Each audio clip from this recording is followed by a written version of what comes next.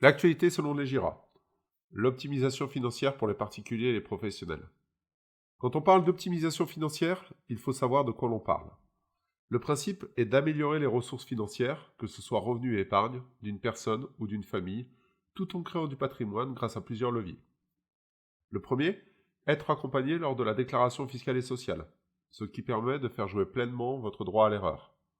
Mais aussi, de choisir les meilleures options en termes de déclaration s'offrant à vous, aussi bien en termes de traitement et salaire, de revenus d'investissement, ainsi que de déclaratifs pour les auto-entrepreneurs, professions libérales et chefs d'entreprise. Le second levier, utiliser sa capacité d'épargne pour se créer un patrimoine immobilier locatif. Car très souvent, la partie crédit est effectivement minorée et sous-utilisée par les particuliers.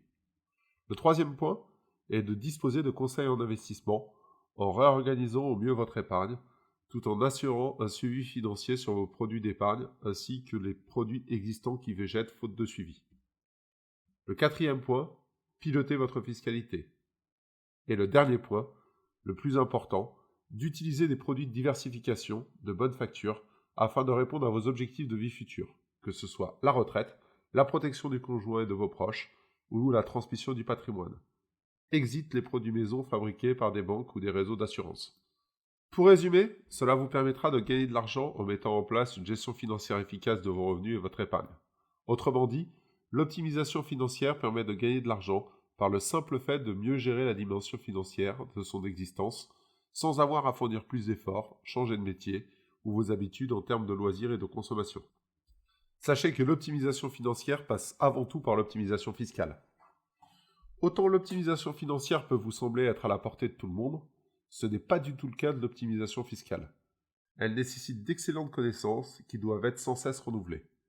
La loi de finances vient tous les ans ajouter son lot de bonnes ou mauvaises surprises. À quoi sert l'optimisation fiscale? Comme son nom l'indique, son but est de limiter le paiement de l'impôt à son strict minimum en fonction de votre situation. Mais attention, car il ne faut pas confondre avec la fraude fiscale ou l'évasion fiscale. L'optimisation fiscale s'appuie sur les dispositifs mis en place par l'État pour permettre aux contribuables de diminuer leurs impôts. Pour autant, tous les dispositifs ne sont pas bons à mettre en place. Privilégiez toujours les dispositifs patrimoniaux qui vous permettent de transformer l'impôt en patrimoine. Alors pourquoi mettre en place une optimisation fiscale? L'imposition n'ayant jamais été aussi élevée en France, il serait complètement irresponsable de ne pas en tenir compte pour vos placements et la gestion de votre argent. Dès lors que vous dépassez les 2 500 € de revenus mensuels, le taux de taxation sur votre augmentation de salaire est de 40,2%. Et concernant vos revenus fonciers, on atteint le seuil de 47,2% de taxation. De quoi vous décourager de générer des revenus complémentaires. Baisser sa fiscalité n'est souvent pas si complexe que ça. La première cause de fiscalité trop élevée chez les ménages est une mauvaise déclaration des revenus. En tête des erreurs les plus courantes, une méconnaissance des mécanismes de frais et de charges déductibles. On peut certes trouver de l'information sur Internet et les notices mises à disposition de l'administration fiscale, mais reconnaissez que rapidement la déclaration de revenus devient très complexe. Vous n'avez qu'à vous remémorer le nombre de cases que vous aurez pu apercevoir lors de votre déclaration fiscale sur Internet. Et le prélèvement à la source n'est pas là pour vous simplifier les choses. Optimisation financière et gestion de l'épargne. Naturellement, nous sommes au cœur du sujet. Que faire de son épargne pour ne pas voir l'inflation l'éroder lentement? Une chose est sûre, vous devrez privilégier les stratégies conservatrices basées sur la gestion du risque. Prenons un exemple très simple pour illustrer nos propos.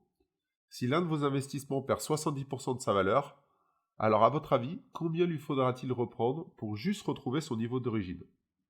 Eh bien la bonne réponse est pas moins de plus 233%.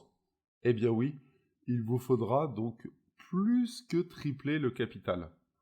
Autant vous dire qu'en gestion financière, vous pouvez gagner de l'argent en limitant les baisses sur vos placements financiers. Et cela même si vous ne prenez pas toute la performance lors des phases de hausse. C'est toute la valeur ajoutée d'un bon conseiller en gestion de patrimoine. Optimisez financièrement aussi votre entreprise.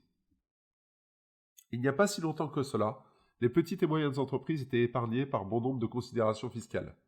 Cela laissait libre cours aux dirigeants de se consacrer vraiment aux aspects opérationnels tels que les ressources humaines et surtout la gestion du portefeuille client. De plus, les taux d'intérêt élevés permettaient de rémunérer correctement la trésorerie, qu'elle soit courte, moyenne ou long terme. Mais depuis quelques années, ce temps est totalement révolu. Avec l'augmentation des taxes de production, de la concurrence, la baisse des taux d'intérêt, la gestion financière devient un sujet prépondérant pour les TPE et PME, pouvant même devenir un sujet de survie si on ajoute à tout cela la gestion de l'endettement. Le chef d'entreprise 2.0 se doit désormais d'assumer une nouvelle casquette, celle de directeur financier. À lui de savoir s'il souhaite la conserver ou la déléguer.